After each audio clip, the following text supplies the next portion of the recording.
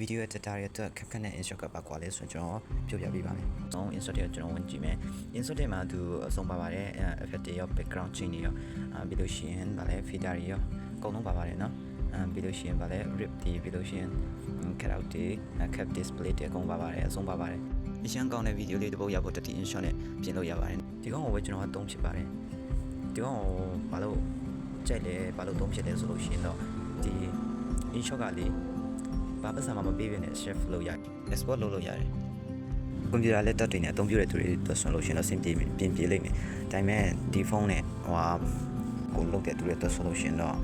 ဒီ insert ကိုရရှင်းရှင်းလေးနဲ့အသုံးပြုလို့ရမယ်လို့ကျွန်တော်ဒီ insert ကိုပဲများဖြစ်သုံးဖြစ်ပါတယ်ကဲဒါဆိုလို့ရှိရင်ခက်ခက်တွားကြည့်ကြမယ်သူကတော့မိုက်တယ်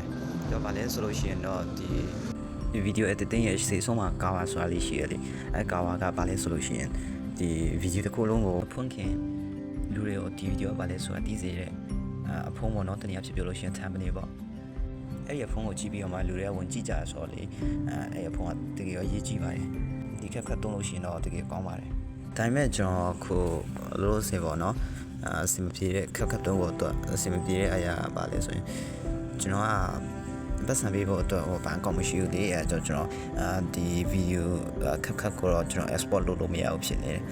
အဲကြောင့်ကျွန်တော်လိုပဲဘာကောက်လည်းမရှိသေးတဲ့သူတွေတော့ဆိုလို့ရှင်တော့ insert ကိုတော့ကျွန်တော်အကြံပေးချင်ပါတယ်ဒီခက်ခက်ကကြလို့ရှင်နောင်ငွေပတ်စံပေးပြီးမှပဲဝင်လို့ရတာပေါ့နော်ဒီခက်ခက်လိုမျိုးကာဘာမရှိရဲ့ insert ထဲမှာဆိုလို့ရှင် thumbnail တိတက်ပြန်လို့ရတယ်နော်thumbnail တိတက်ပြန်လို့ပြီးတော့thumbnail ထည့်ပြီးတော့လူတွေကိုvideo ကြည့်ဖို့အတွက်ခေါ်ဆွဲခေါ်ရမှာဖြစ်တယ်ခုကမှဖုန်းလုံးလေးနဲ့ဗီဒီယိုediting တွေလုပ်ပြီးပုံလေးရှာလို့ရနေပြီနော်အဲကြောင့်ဗီဒီယို editing ကမရှိမဖြစ်လုပ်ဖို့လိုအပ်တဲ့အရာတစ်ခုဖြစ်တယ်အဲကြောင့်မလို့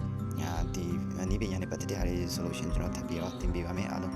ဆောင်ရွက်ပေးကြပါအောင်လို့ပြောချင်ပါတယ်ကျွန်တော်လိုရင်းနဲ့ဒီတော့တက်တလောက်ထပ်ပြီးတော့ညဝေပြီးတော့ပါအောင်မယ်ဗီဒီယိုတွေတော်များများကဗီဒီယို editing ကိုလုပ်ချင်ကြတယ်ကွာဒါပေမဲ့တော်များများအဆင်မပြေတဲ့သူတွေရှိရဆိုတော့လေအဆင်မပြေတဲ့သူတွေကဘာကောက်ဖုန်းကိုခက်တဲ့